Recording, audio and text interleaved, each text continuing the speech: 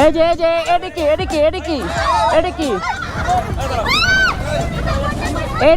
এটা কি ছিল? হাই মিথিলাকে কিভাবে পিটাচ্ছে টিম রাকিব হাসান, কিন্তু এখানে তো রাকিব হাসানই নাই, তাহলে কিভাবে রাকিব হাসানের টিম মিথিলাকে পিটাচ্ছে? এটা কি আসলেই সত্যি মারতাছে, নাকি এইটা কোনো নাটক বা এটা কোনো ব্লগের কোনো চ্যালেঞ্জ?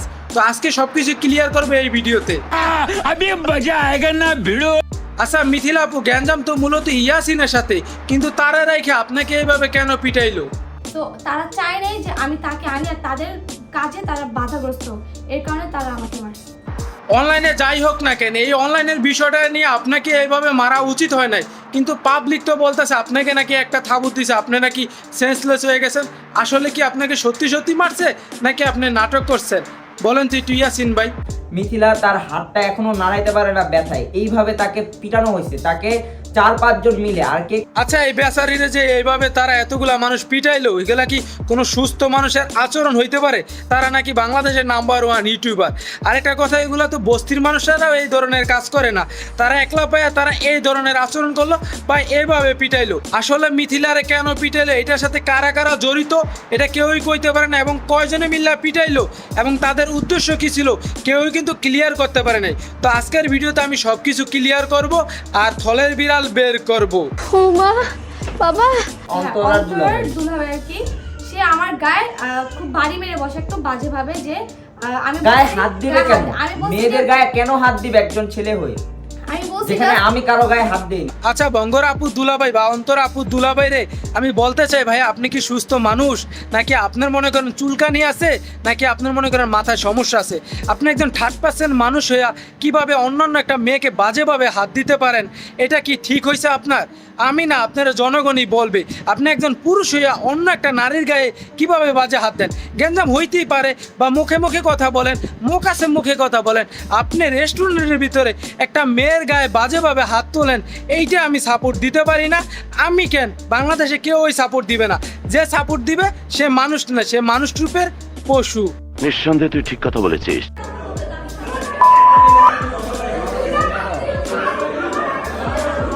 এই যে রেস্টুরেন্টের ভিতরে চিলাচিলি দেখতেছেন, এটা চিল্লাইটা ছিল নুসরাত জাহান বঙ্গরা।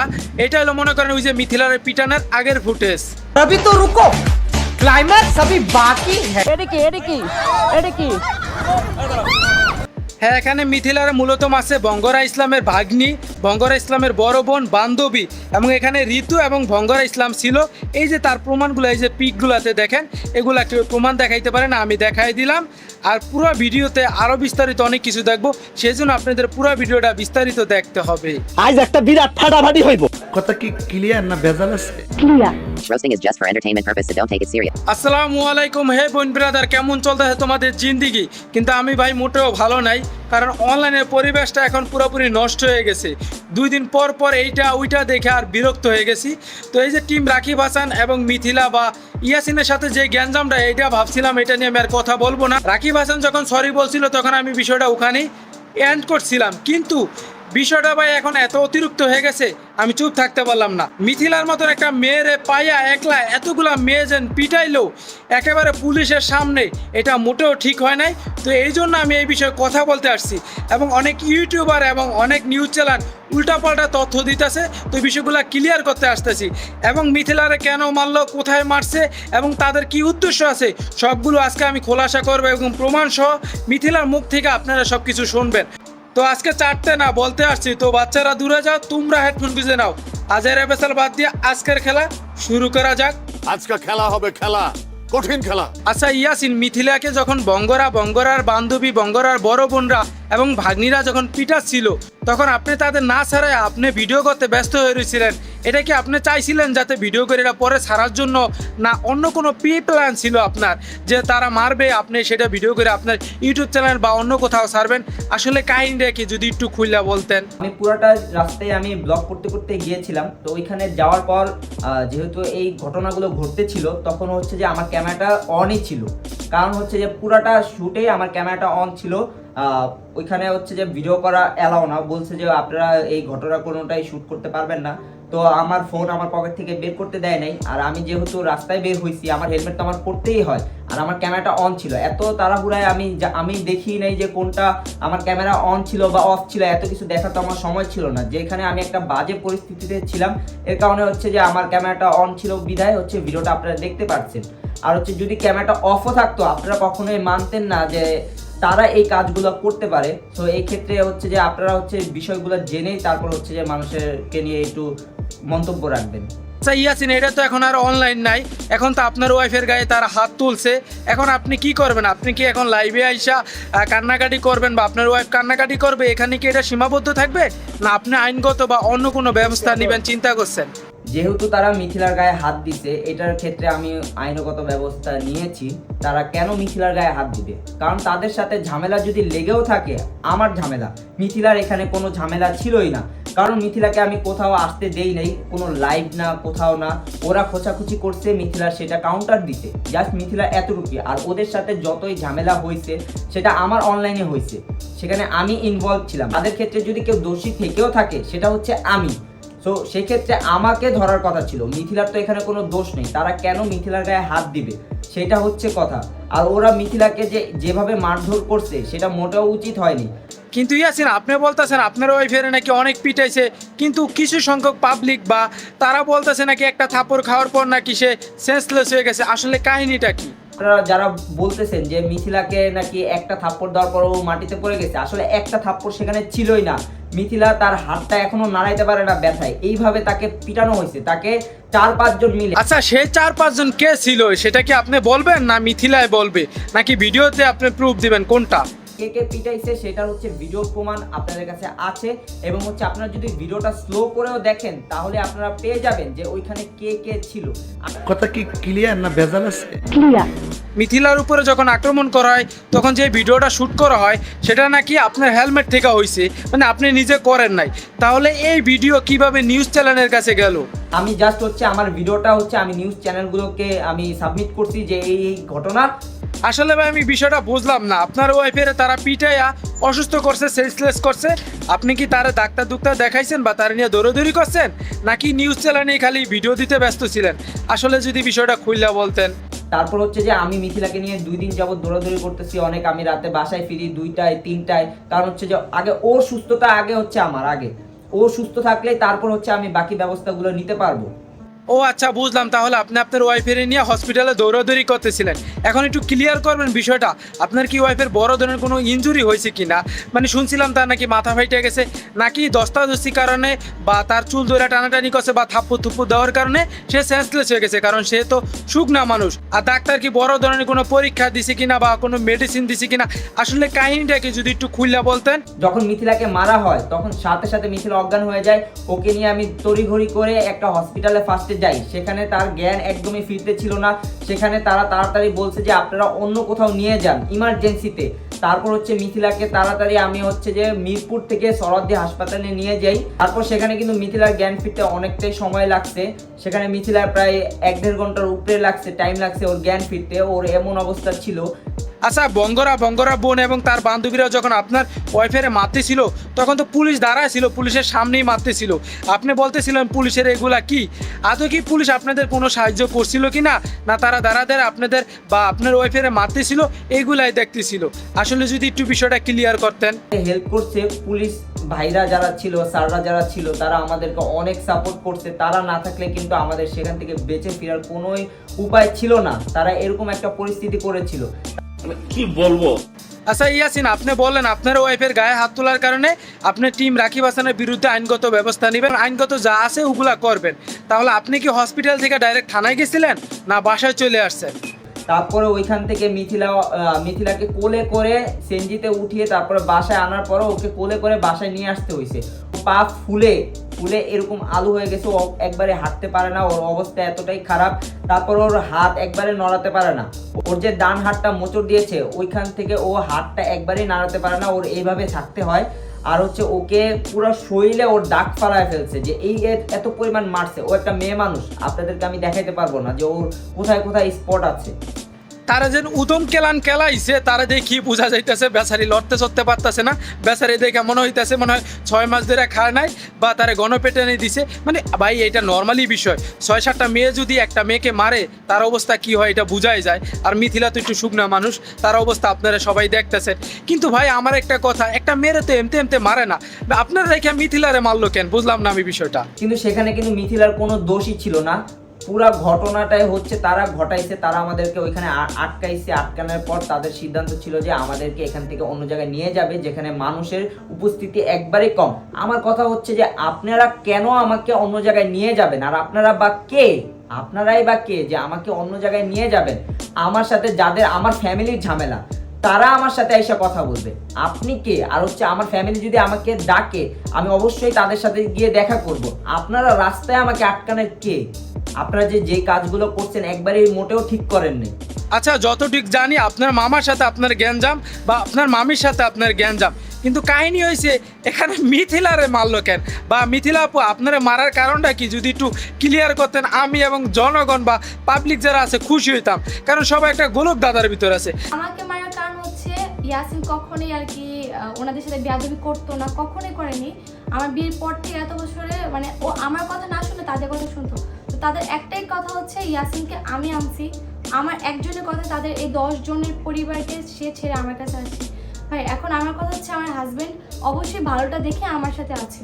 তো তাদের একটাই কথা, আমি আমার হাজব্যান্ডকে এই করছি সেই করছি করে আমি কেন তাদের থেকে, যেহেতু ওকে বিনা পয়সায় খাটাতে, যেটা বাংলা কথায়, তো তারা চায় নাই যে আমি তাকে আনি আর তাদের কাজে তারা বাধাগ্রস্ত, এর কারণে তারা আমাকে মারছে। আচ্ছা ইয়াসিন, আদৌ কি আপনারা কি বিনা পয়সায় খাড়াইতো নাকি, বা আসলে কাহিনীটা মূলত কি?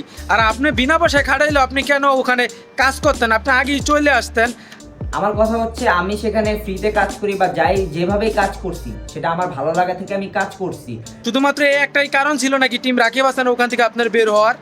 আর মিথিলার সাথে যেভাবে তারা ব্যবহার করতেছিল সেগুলো আমার মোটেও আমার কাছে ভালো লাগেনি। কারণ সে আরেকজনের ঘরের মেয়ে, সে অন্য ঘরের মেয়েকে কিভাবে তারা অপমান অপদস্থ করবে, তার কারণে আমাকেই তো জবাবদিহি করতে হবে তার ফ্যামিলির কাছে যে তার মেয়েকে এভাবে আইনা আমি আমার ফ্যামিলিকে নিয়ে অপমান করতেছি। সব কিছু মিলে কিন্তু আমাকেই সব বিষয়টা হ্যান্ডেল করতে হবে। আমি কিন্তু ভাই একা কখনো কোনো কিছু করিনি। আচ্ছা ইয়াসিন, আমি বিষয়টা বুঝলাম না, আপনি একা করেন নাই, তাহলে কি আপনার বউর সাথে পরামর্শ করে এই ধরনের কাজ করছেন নাকি অন্য কারোর সাথে করছেন? কারণ রাকিব হাসান তো আপনার ফ্যামিলি মেম্বার না, অন্য কেউ ছিল যেমন আপনার মা বা আপনার বাবা বা অন্য কেউ কি ছিল আপনার পাশে? সবার আগে আমার যদি কোনো সমস্যা হয়েছে আমি আমার মাকে জানিয়েছি। আমার মা যা সিদ্ধান্ত দিয়েছে আমি ওইটার উপরে এখনো টিকে আছি। আসলে মা বাবার দোয়া ছাড়া কিন্তু আমি এত দূর কখনোই আসতে পারতাম না। আমার মা যেভাবে আমাকে বলতেছে আমি ওইভাবেই করতেছি, আমার বাবা আমাকে যেভাবে বলতেছে আমি ওইভাবেই করতেছি। আসলে আমার মা যদি আমাকে সাপোর্ট না করতো আমি একবারে রাস্তায় অসহায়ের মতো হয়ে যেতাম। হ্যাঁ বিষয়টা বুঝতে পারলাম, কিন্তু এই বিষয়টা তো অনেক আগে মীমাংস হয়ে গেছে। বিশেষ করে আমি তো এখানে প্রমাণ আছি, যেমন রাকিব হাসানের সাথে আমি কথা বলছি, সে বলছে ওর দিক থেকে কোনো কিছু না আসলে আমার দিক থেকেও আসবে না, কারণ আমার সময় নাই। আর আপনিও বলছেন ওদিক থেকে না আসলে কোনো কিছু হবে না। তাহলে নতুন করে আপনার ওয়াইফের সাথে কী নিয়ে গ্যাঞ্জাম লাগলো বা এই কাহিনীটা কোথা থেকে কি হইলো আমি বুঝতে পারতাছি না। যদি মিথিলা আপু আপনি ক্লিয়ার করতেন আমি খুশি হইতাম, কেননা এই বিষয়টা অনেক আগে আমি নিজে প্রমাণ মধ্যস্থতা করে বা এই বিষয়টারে থামায় রাখছিলাম। তাহলে কেমনে কি হইলো আমি বুঝতে পারতাছি না, যদি একটু ক্লিয়ার করতেন মানে আমি বুঝতাম আবার আপনারা কোথায় গেছিলেন আর কিভাবে আপনারা মারলো যদি ক্লিয়ার করতেন। কাহিনীটা হওয়ার কারণ হচ্ছে যেহেতু আপনারা সবাই জানেন আমার হাজব্যান্ডের ইউটিউব চ্যানেলটা নাই, তো ওর ইনকাম সোর্সটা একদমই অফ, ওর ফেসবুক বা আদার্স কোনো সাইট থেকে কোনো ইনকাম হয় না। তো এখন ও আমার ভরসা আমার সাথে যেহেতু ভালোভাবে থাকতে পারতেছে। আর আরেকটা মেন কথা, যে পেজটার সাথে আমাদের মিটিং ছিল, একটা বিজনেস মিটিং, যেখানে আমি ব্র্যান্ড অ্যাম্বাসেডর হিসেবে কাজ করব, যেহেতু আমার এখন কাজ নেই, বা মেন কথা তারা আমার কাজ আটকায় রাখছে। যে সুগার ক্লোথিং পেজ, সেখানে আমার প্রমাণ আছে যে তারা বলেছে যে তাদের বোন বা তাদের ওয়াইফকে দিয়ে বলেছে যে যদি আমি কাজ করি সেই পেজে তারা 3 জন কাজ করবে। আর 3 জনটাকে হয়তো আপনারা বুঝতেই পারবেন যে কারা কারা মিডিয়াতে যেহেতু কাজ করে এবং প্রমোশনাল। তো সেখান থেকে আপু যেহেতু আমাকে খুবই স্নেহ করে, আপুকে আমি কখনোই বা কোনো পেজকে আমি বলিনি যে তারা কাজ করলে আমি কাজ করবো না। আমার কথা যে যায় এটা তার ইনকাম সোর্স, আমি তাদের রিজিকে কখনোই বাধা হতে পারবো না, এইটা আমরা জানতাম। তো আপু আমাকে খুবই স্নেহ করার বিধায় আমাকে নিয়ে একটা যেহেতু কাজ ব্র্যান্ড অ্যাম্বাসেডর হিসেবে কাজ করলে আমি অলওয়েজ তার কাজটা পাবো। সো সেখান থেকে আমার অলওয়েজ কিন্তু একটা ইনকাম আমার হাতে থাকবে। এই অনুযায়ীতে আমরা একটা যেহেতু মিটিংয়ে যাই, ও আচ্ছা, যতটুকু বুঝলাম এটা একটা ব্যবসায়িক মিটিং ছিল, কিন্তু আপনারা যেন ওখানে মিটিং করবেন তারা জানলো কিভাবে, বা এটার লোকেশন কোথায় ছিল? আর তারা জানার পর কি ওখানেই আপনাদের আক্রমণ করছে, না ওখান থেকে আপনাদের কোথাও নিয়ে গেছে? কারণ আমরা দেখছি এটা রাস্তায় আক্রমণ করা হয়েছে। যদি একটু বিষয়টা ক্লিয়ার করতেন আপু। সেই এরিয়াটা ছিল অ্যাটলিস্ট তাদেরই এরিয়া, আর কি তারা থাকে সেখানে। তারা সেখানে থাকেও না, তারা থাকে হচ্ছে পাশের এক এরিয়ায়। পাশের এরিয়াতে তারা ভাড়া থাকে। তো যেহেতু আর কি তাও মিরপুর আর কি তার নিজেদের এলাকা বলে দাবি করে আমাদেরকে যখন দেখে তখন তার শালি আর কি তার মামার শালি ফোন দিয়ে পুরো ফ্যামিলির মানুষকে এনে আমরা জাস্ট দুইটা মানুষ আমরা ওয়েট করতেছিলাম আপুরা কখন আসবে, আমাদেরকে পুরো ঘিরে ফেলে। আর জাস্ট একটাই কথা বলে তারা কেউই তার সাথে কথা বলতে রাজি না, তারা আমার সাথে একা কথা বলবে। আচ্ছা মিথিলা, বুঝলাম আপনারা সেখানে দুইজন ছিলেন, তখন নাকি তারা সবাই আসার পর বঙ্গরা দুলাভাই মানে অন্তরা দুলাভাই নাকি আপনার গায়ে হাত তুলছে, এটা কি আদৌ সত্যি কি না, না এটা বানোয়াট? যদি একটু আপনি ক্লিয়ার করতেন। অন্তরার দুলাভাই আর কি সে আমার গায়ে খুব বাড়ি মেরে বসে একটু বাজে ভাবে যে আমি গায়ে হাত দিবে কেন? আমি বলছি মেয়েদের গায়ে কেন হাত দিবে একজন ছেলে হয়ে, আমি বলছি যেখানে আমি কারো গায়ে হাত দিই? আচ্ছা মিথিলার এই কথাটা শোনার পর তো আমি আকাশ থেকে বসি, আরে ভাই অন্তরা দুলাভাই আপনার কি মাথায় সমস্যা আছে নাকি আপনার চুলকানি বেশি? বুঝলাম না, আপনি একজন 3rd-person মানুষ একটা মেয়ের গায়ে কিভাবে বাজেভাবে হাত দেন আল্লাহ তালাই জান। এদের মতন পুরুষের কারণেই মনে করেন রাস্তাঘাটে আমাদের মেয়েরা মা বোনরা লাঞ্ছিত হয়, এরা কিছু থেকে কিছু হলে গায়ে হাত তুলে বসে। তো মিথিলা আপু, আপনার গায়ে যখন হাত তুলছে আপনি এটা প্রতিবাদ করেন না বা এটা নিয়ে কিছু কথা বলেন নাই? আমি জাস্ট একটা কথাই বলছি, আপনি হাতটা নামিয়ে কথা বলে আমার জন্য ভালো হয়। আমি এটা কেন বলছি, আমি আমার হাতে একটা বাড়ি মেরে বসছি, তো এইভাবে আমাকে আটকানোর পর আমাদেরকে একটা অন্য জায়গায় নিয়ে যাবে, মিরপুর 2-এ কোন একটা ক্লাবের নাকি কোন ইয়েতে আমাদেরকে নিয়ে যাবে। আমাদের কথা হচ্ছে না, আমরা যেখানে আসছি কাজের জন্য আসছি, আমরা এখান থেকে নড়াচড়া করবো না। তারপরে এই রেস্টুরেন্ট কর্তৃপক্ষ থেকে আমাদের খুব বাজেভাবে হেনস্থা করায়, আমাদেরকে রেস্টুরেন্ট থেকে চলে যেতে হবে। বাট আমরা যদি সেখানে কারো সাহায্য ছাড়া চলে যায় তখন আমাদের উপর কি হবে সেটা আপনারা বুঝতে পারতেছেন। তারপর আমরা সেখান থেকে যখন আমাদেরকে নিচে একটা, যেহেতু উপরে কোনো সিসিটিভি ক্যামেরা ছিল না, আমাদের প্রমাণ আমরা নিতে পারতাম না, আমরা নিচে একটা রেস্টুরেন্টে চলে যাই, সেটা ভিতরে সিসি ক্যামেরা ছিল। সেখানে আমরা কিছু মানুষের সাহায্য নেই, আমাদের যে পুলিশ ছিল তারা আমাদেরকে খুব ভালোভাবে সাহায্য করছে, তাদের কারণে মেইনলি আমরা বেঁচে ফিরতে পারছি। তো তাদের থাকা অবস্থায় তার যে মামার বাড়ির ফ্যামিলি মারতে এসে পড়ে তাদের সামনে, তারা আটকে রাখে। পুরোটা ভিডিও পুরো সিসিটিভিতে আছে, সেটা আমরা সংগ্রহ করবো খুব সুন ইনশাল্লাহ। আমার নেক্সট ভিডিওতে সিসি ক্যামেরা ফুটেজগুলো আমি তুলে ধরবো, কিন্তু আমার কাছে এমন একটা ফুটেজ আছে যে পুলিশ আসার পরও তারা কি ধরনের মনে করেন আক্রমণ করার ট্রাই করছে বা কিভাবে চিলাচিলি করছে সেটার প্রমাণ আমি এখন দেখাবো। আপনারা ভিডিওটা দেখলে স্পষ্ট বুঝতে পারবেন, এখানে বঙ্গরার ভয়েসটা পুরোপুরি ক্লিয়ার শোনা যাইতেছে। তো আমি আজের পেছাল না পিঠটা আপনাদের ফুটেজটা দেখাই।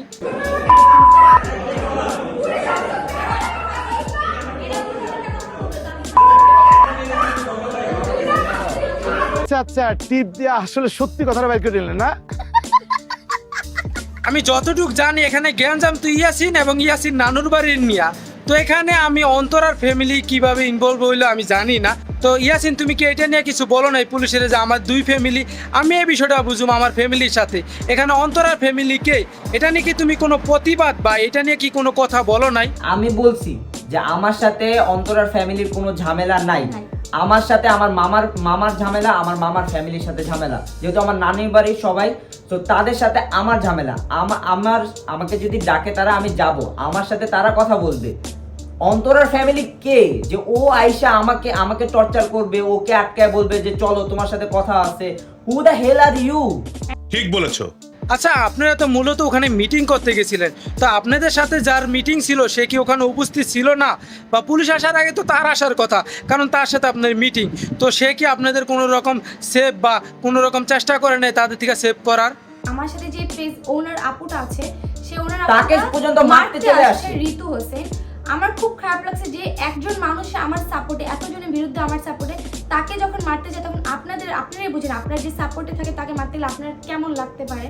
তো আপুকে খুব মারার হুমকিও দেয়, আপুর পেজ নিয়েও হুমকি দেয়, যেটা অবশ্যই আমি আপনাদের সাথে শেয়ার করব। তো এই কারণে তাদের লাগার বিষয়টা হচ্ছে তাদের ছেলেকে আমরা ক্যান নিয়ে আসছি, আমাকে সবাই মিলে মারতে আসে, তো পুলিশ আমাদেরকে খুব সেফলি নিয়ে যেতে লাগে, যে ওই অবস্থাতে আমাদেরকে নিচে নিয়ে যায়। ও আচ্ছা, তাহলে আপনারা ওখানে প্রথম পুলিশের সাথে কথা বলার পর আপনারা বের হয়ে যাইতেছিলেন মানে পুলিশের সেফটির মাধ্যমে, তখনই কি আপনাদের উপর আক্রমণ করা হয়? কিন্তু আক্রমণ কে করছে মূলত, অন্তরার ফ্যামিলি নাকি রাকিব হাসানের ফ্যামিলি? মূলত আপনার উপরে প্রথম আক্রমণ কে করছিল? আমাকে মারছে, আমি কিন্তু আমার এই হাতটা লাগাতে পারছি না, যেহেতু এই হাতটা ধরে আমাকে মোচড় দেয় অন্তরের বান্ধবী, তার ফ্যামিলি কেউ না, অন্তরের বান্ধবী।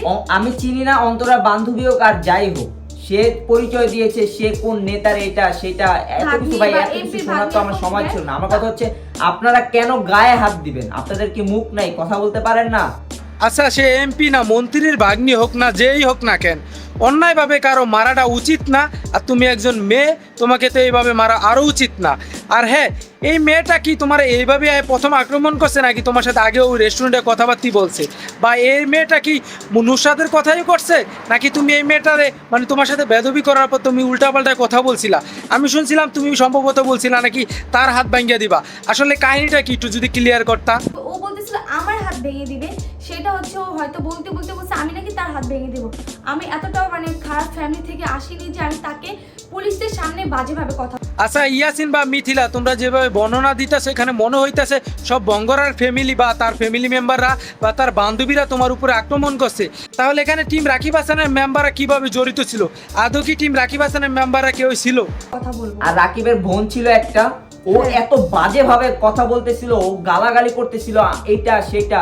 ভাই এদের তো ফ্যামিলিগত ব্যাকগ্রাউন্ড একবারেই নাই। তারা হচ্ছে যে তাদের ফলোয়ারের জোরে মানুষকে এত পরিমাণে হেনস্থা করে, সেটা কখনো সাধারণ মানুষ যারা আছে, যারা তাদের কাছে হেনস্থা হয়েছে শুধু তারাই জানে যে আসলে তারা কি। আচ্ছা তাহলে ইয়াসিন, আপনি বলতে চাইতেছেন তারা খারাপ আপনি ভালো, বা তারাই আসল দোষী আপনি দুধের দোয়া তুলসী পাতা, এমন কিছু না ভাই? আসলে কাহিনী কি? আর আপনি যেসব কথা বলতেছেন আদৌ কি আপনার কাছে প্রমাণ ছিল?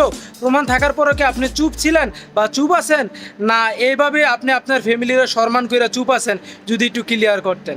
আমার কথা হচ্ছে কে ভালো কে খারাপ এটা আমি প্রমাণ করার কোনো দরকার নেই। তাদের সাথে কোনো ঝামেলায় আমি জড়াতে চাই না। এর কারণে হচ্ছে যে আমি কোথাও আমি যদি একটা কথা বলছি, আমি ওই একটা কথা বলে আমি একবারে ঝামেলা শেষ করেছি।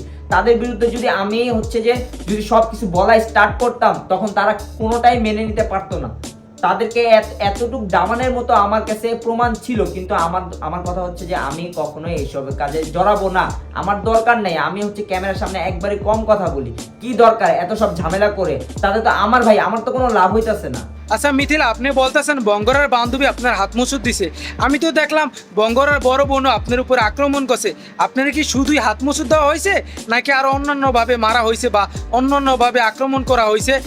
যদি একটু পাবলিকের সামনে দেখাইতেন বা যদি বলতেন তাহলে খুশি হইতাম। চলে যাওয়ার টাইমে ওই তো আমার যখন ডান হাতটা মোচড় দেয়, যে ফোন দিয়ে ঘাড়ে বাড়ি মেরে যে দাগ ফালায় আমার ফেলছে। ইভেন ঘাড়ে দাগ আছে, সেটা হয়তো আমি এখানে প্রকাশ করতে পারছি না, কিন্তু আমি ঘাড়ের দাগগুলো আমি প্রকাশ করব। হাত থেকে জায়গা মানে প্রত্যেকটা স্পট দেখানো হয়েছে যে এই দেখেন এইগুলা কি করছে। ইভেন আমার সাদা ড্রেসটা ব্লাড দিয়ে ভরে লাল হয়ে গেছে, এটা ভিডিও ফুটেজ আছে কিনা আমি জানি না।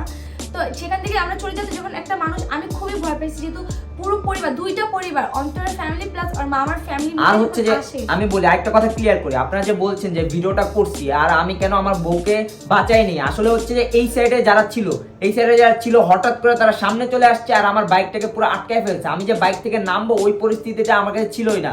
আমি যখন বাইক থেকে নামছি তখন দেখছেন যে ওরা দৌড় দিছে। আর ক্যামেরা শুট করতে মেন হচ্ছে আমরা বলছি যে আমরা একটা ব্লগে যাচ্ছি। তো আসলে কাহিনী হয়েছে কি, আপনারা অনলাইনে এত পরিমাণ নাটক করছেন, এখন আপনাদের সত্যটাও পাবলিক মনে করেন নাটক। আর আপনি যদি শ্যুট করে থাকেন ইউটিউব চ্যানেলের জন্য, তাহলে ওই ফুল ভিডিওটা কোথায়? আপনি কি ইউটিউবে আপলোড দিয়েছেন না? আসলে কাহিনীটা কি পাবলিকের সামনে ক্লিয়ার করা আপনার উচিত, না পাবলিক মনে করতেছে এখনো আপনারা নাটক করতেছেন? আমি অবশ্যই না, আপনারা যেহেতু ঘটনাটা বলতেছেন যে আমি এগুলো সব সাজানো, আমি অবশ্যই আমার ফুল ব্লগটা আমি আপলোড দিয়ে দেখাবো যে আসলে কি ওইখানে আমি ভিডিও করতে গেছি, না আমি কি ঘুরতে গেছি, না আমি একটা সাজানো নাটক বানাইতে গেছি। আসলে যদি নাটক যদি বানাতে হতো আমি রাকিবের সাথে বানাবো। আমি কেন অন্তরার ফ্যামিলির সাথে নাটক বানাইতে যাবো? অন্তরার সাথে তো কোনো আমার ঝামেলা নেই। আমার ঝামেলা হচ্ছে রাকিবের সাথে। রাকিব যেহেতু আমার ক্যারিয়ার নিয়ে প্রশ্ন উঠাইছে, আমার ক্যারিয়ার ডাবানোর জন্য আমার ইউটিউব চ্যানেলকে সে ধ্বংস করে দিছে। আমি যেখানে নতুন ইউটিউব চ্যানেল খুলছি সেখানেও সে ট্রল করছে যে তার নাকি সবকিছু কপি করে আমি এই পর্যায়ে আসতে পারছি। আসলে তোমাকে কপি করার মতো কি আছে? তুমি হু আপনার চ্যালেঞ্জ সে খাইছে সেটাও পাবলিক জানে, কেন খাইছে সেটাও পাবলিক জানে, কেন কি হয়েছে সেগুলো পাবলিক জানে। এই বিষয়টা তো মীমাংসা হয়েই গেছিলো, এটা নিয়ে সেও চুপ ছিল, আপনিও চুপ ছিলেন। আর আপনি নতুন করে জার্নি শুরু করছেন, আপনাদের ভাই অভিনন্দন জানাই। আর আরেকটা কপির বিষয় ভাই, অনলাইনে যারা কন্টেন্ট বানায় কারো না কারোর সাথে একটু মিলিয়ে যেতে পারে, সেই জন্য সে কপি করে, এটা ভাই ভুল ধারণা। আর আপনারা যারা ব্লগ বানান তাদের ভাই এইটা নর্মালি সেম হয়ে যায়। আর আপনারা একসাথে ছিলেন, এখন আপনি যদি নিজের থেকেও কিছু করেন তাহলে মনে হইব তার কপি করছেন। এই সাবজেক্ট বাদ দিয়ে ভাই এগুলা বললে সারাদিন পার হয়ে যাবে। মিথিলা আপু, আপনি আপনার কাহিনী বলেন।